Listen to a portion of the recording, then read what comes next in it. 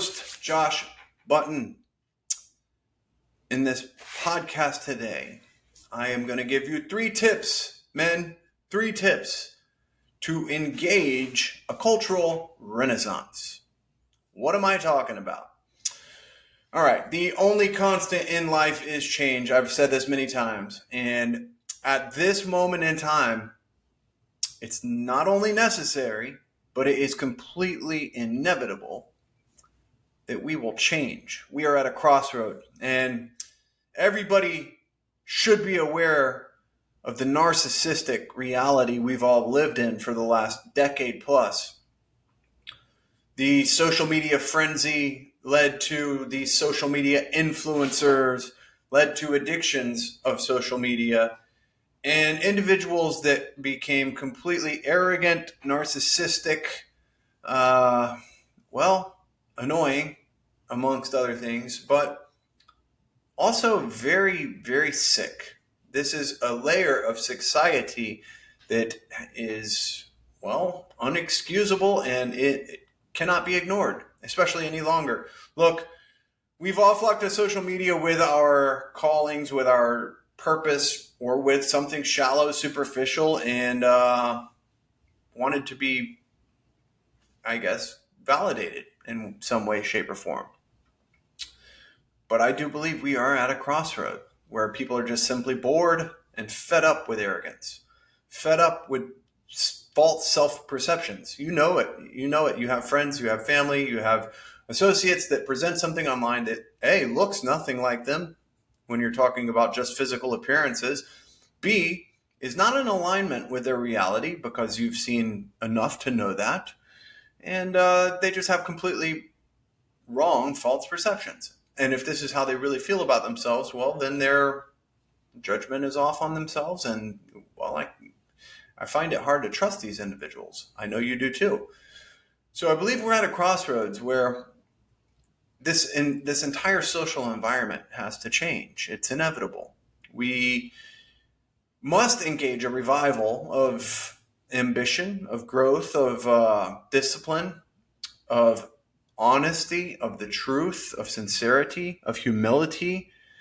And after a period of cultural decline and stagnation, it's completely inevitable.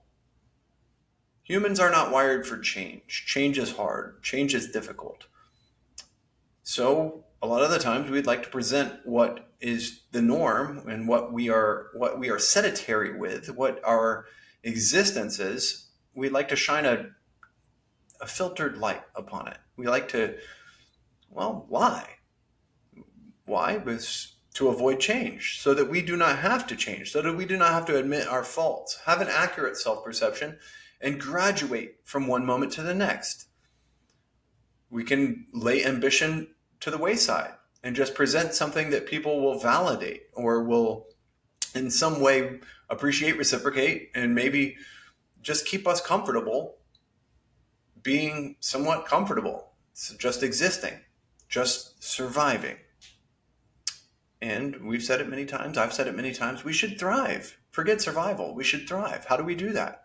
Well, we have to have ambition, we have to have honest self-perception, we have to be not only aware of our faults and shortcomings, but we have to address them. We have to eradicate behaviors and habits that are not serving us long-term, that are not serving our growth.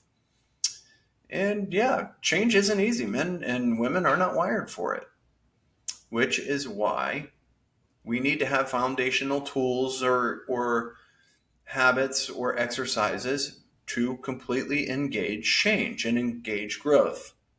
So today, that is what I want to go into briefly, the 3 tips that I'm going to offer in a video I'm working on for YouTube in today's podcast. And the first is develop routine. Develop a routine. There's so many different ways to go about this, but you know what your life is really in need of at the moment. Most of all of us could use more discipline, or could use more actions that support health and well-being and the growth mindset we spoke of. So develop a routine, build and structure a daily ritual which is going to embrace and support health. It will help us focus, help achieve higher outcomes, more productivity. And look, in an era kind of defined by procrastination and outsourcing and distraction, train yourself to be a beacon of consistency, an example of independence, somebody who is mature in the facts that they are not perfect. And you don't have to announce it to the world, but if you're steadily progressing and you're working on your own shortcomings and your own faults, it's going to shine. It's going to show. You are going to be a person that people look to with respect and admiration. And that's what we all wanted in the first place. That's what social media, or the funny thing about it is, a lot of people just wanted to be acknowledged, respected, admired in some way, shape, or form. But the masses went about it by mimicking what they saw others do, first and foremost, and lie about where they're at in life or what their life is all about. And yeah, a lot of people, I would say, aren't necessarily aware that they're completely just full of it, that they're lying, but they don't think that they're necessarily being honest about what's really going on with them, or they're not being honest with themselves, one of the two, or both. If we have a routine, we have structure, we have activities that we add to our daily regimen, our daily must do's, if you will. For myself, I'm going to reference breath work and grounding. And I have a dog that I go and I run and I train every single morning, every afternoon, every evening. And during these times, I have this practice of my own, something for myself, something to sustain health, something to improve health, something to make me more comfortable in the regard that I'm facilitating my functions. We can all breathe better. We can all improve that. Yogis who have done breath work for years are still doing breath work because there's still expansion to be had, deeper consciousness, deeper awareness. And we can all kind of harness this ability to just sit still and focus on our breath more and more and more and more. And the better we get with that, our immune systems are going to be better. We are going to be calmer. We're going to have better sleep and recovery. If you wear one of these devices, the Whoop or the Aura Ring, then you know just the ability to control your breath affects all of those numbers. The first time I got one, I had associates and friends that got them at the same time. And when we started comparing numbers and comparing sleep score and recovery and our HRV, they were absolutely astonished by what my numbers look like compared to their numbers. And the only thing that I could attribute it to was breath work. Literally, our lives were very similar. We surfed, we trained, we did different things. We ate kind of very similarly. We did saunas and ice baths, and we did things that would facilitate health all in the group. But my numbers were absolutely astonishing to these individuals. I can attribute it to one other thing. I didn't drink alcohol, and a couple of them did. But beyond that, the only thing I could say that I could attribute to it would be the breath work. And it's absolutely, it's free. It's miraculous. It's medicinal. It's look, you can live without food for 30 days or so. You can live without water for a few days. How long can you live without breath? In reality, you have to breathe all day. And this is one activity, one practice that a lot of people, they just don't even think about. And a lot of people do not breathe properly. There are mouth breathers all over the world. And your health is adversely affected by being a mouth breather and not breathing properly, deeply enough, not being able to hold your breath long. They say one of the number one tests for longevity for men is grip strength. But I guarantee you the other is whether or not you have sleep apnea and whether or not you're breathing properly throughout the day. It's a fundamental. It's an absolute foundation for anything and everything I would look at my life and be proud of. It is just a foundational exercise for myself. Grounding and breath work. Cannot recommend it enough. So develop a routine. You go about this the same way you would go about Masogi. Something individual to yourself, something you know that you need, whether you need to meditate, whether you need to stretch, whether you need to do your sauna and ice, whatever you have access to, make it a routine. Make it a must do and stick to it. This is absolute gold for transitioning. It's gold for self-growth. It's gold for improving and being part of the change that we actually need to see in society. Secondly, engage a gratitude practice. What do you mean a gratitude practice? I mean, a lot of people will sit with their thoughts and think about things, a certain number of things per day that they are grateful for. And you don't want to do the same things every day because, look, we have an abundant amount of things to be grateful for. Mother Nature herself and the things that we see throughout our daily activities. There's so many different things that we can be grateful for. And when we start actually throwing more onto our plate and doing more projects and investing more of ourselves in others and in community and in building and in improving, we will find more and more things to be grateful for. The opportunity to do these things every day. Just being born. You defied odds by being born in the first place, and then you defy odds further every single day you wake up. It's a miraculous world we live in, and we should all take nothing for granted. Every single day is an opportunity to improve your conditions, improve your life, your family's lives, your community, and indeed the world. So if we have a journal and we practice this daily, we talk about the things that we are grateful for, more blessings and more things to be grateful for will magically appear before our eyes. And it will become a momentous occasion that you are putting down onto paper, and you recognize these new things. Oh, I'm also grateful for this. I'm also grateful for that. In the US, we've all had an abundance most of our lives, even if you didn't have what your neighbors had or what some of the people that you associated with have. You've got a lot. You've got a lot to be grateful for compared to the rest of the world. First world problems, as they say. This is the reality. We all have plenty to be grateful for. So if we meditate upon that, if we write that and we acknowledge the things that we are grateful for and we develop a grateful spirit, it will serve us well. We must acknowledge our purpose is greater than our selfish pursuits. It really is. You will have a hand in so many lives, either positively or negatively. Regardless of what you do, you will have impacts on people. People will remember how you made them feel. This is reality 101. They might not remember what you posted on social media or what you looked like on whatever day you had a great hair day, or even that you went to the coolest places and ate the nicest foods and had lots of cool experiences. They will remember how you made them feel.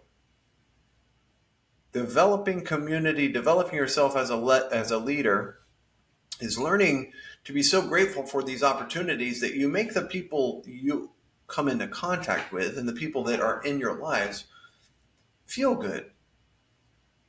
They will remember you for that. They will be affected by that. This could be your purpose on any given Sunday, any given day. You have no idea what somebody else is going through. And if you can affect them for the positive, if you can affect them positively and make them feel good, you never know what you're saving them from, what their emotional state was prior to your interaction. You never know what somebody's going through. And if you can be a light in that person's world, a light in that person's life, even just momentarily, it might happen at the absolute perfect time and the most necessary time for that individual to get over something they're going through or to recommit to making themselves better and paying this ideal forward, so to speak. What if we all did that? What if we all had profoundly positive impacts on those around us? Not because we were posting selfies, not because we were talking about how cool we are or how cool our days are going or what our existence is, but because we're grinding and we're grateful for the process, so much so that they can't help but deny that. This person has ambition. This person has humility. This person has a profound impact on the room when he walks into it. And now I want to as well. I want to not necessarily be that person, but be like the aura that they bring into the equation when they are there. You have a purpose. We all do. It's time, and it's past time, we start to acknowledge that, even in the little things, that exists. Way more so than somebody liking our photos or liking something that we present to brag. Humble boast. It's not really necessary. Have fun with something. Have fun with something. Third, engage discomfort. I am a broken record when it comes to it. Yeah, I know. Not everybody's going to take a martial art or train or go boxing or doing jujitsu or jump in an ice bath or create a misogi so that they have an intense challenge in the beginning of their year or at any other point. Not everybody's going to do it. However, you can engage discomfort, and you could try one of those things anyways. You could. Why not? When we do something like that, when we put ourselves into a vulnerable position and we voluntarily experience discomfort for growth, and we take that bold step, that bold approach, we are rewarded in a plethora of ways. When we do not, life challenges us in other ways. This reality I've come to understand oh too well. When I'm not challenging myself, when I'm not engaging discomfort on multiple levels for that matter, when I'm not being ambitious, well, life is going to throw something at you. Jordan Peterson said life is suffering, and there is so much truth in it. Nobody gets out of here scot-free. Nobody graduates scot-free. Nobody lives forever. We all die. We all have really important people in our lives that will pass on from this place. And we have relationships that will end. And we have pets that will leave us. Life has all kinds of suffering and all kinds of discomforts. But I have found it to be 100% truthful. When you are choosing to engage something and you are putting yourself out there ambitiously, knowing that there are consequences and plenty of discomfort, you are rewarded in so many ways that life's suffering becomes far more bearable. Nobody gets out of here scot-free. The road to destruction, they say, is wide and traveled by many.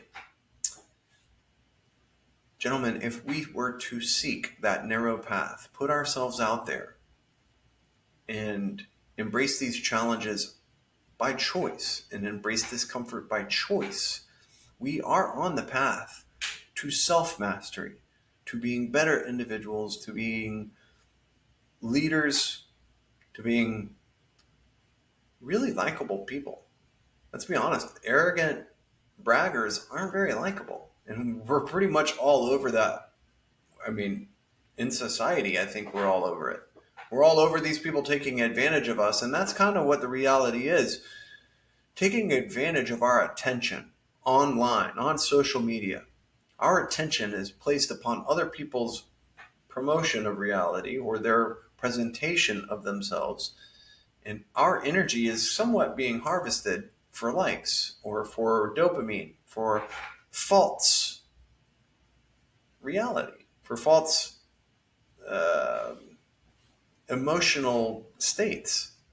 They know it's not real. We all know it's not real. Come on. We've chased the likes. I think everybody's chased the likes. And sure, you can experience those short-term dopamine responses and some. I don't even want to call it an example of joy. It's not. It's not. It's just not joy. It's like taking a drug. You might think it's enjoyable, but it really isn't. It's detrimental long term. You're going to end up in a deficit. Take it from somebody who's experienced this first and foremost, firsthand.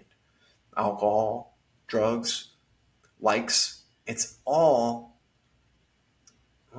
temporary. So we put one foot in front of the other. We're present.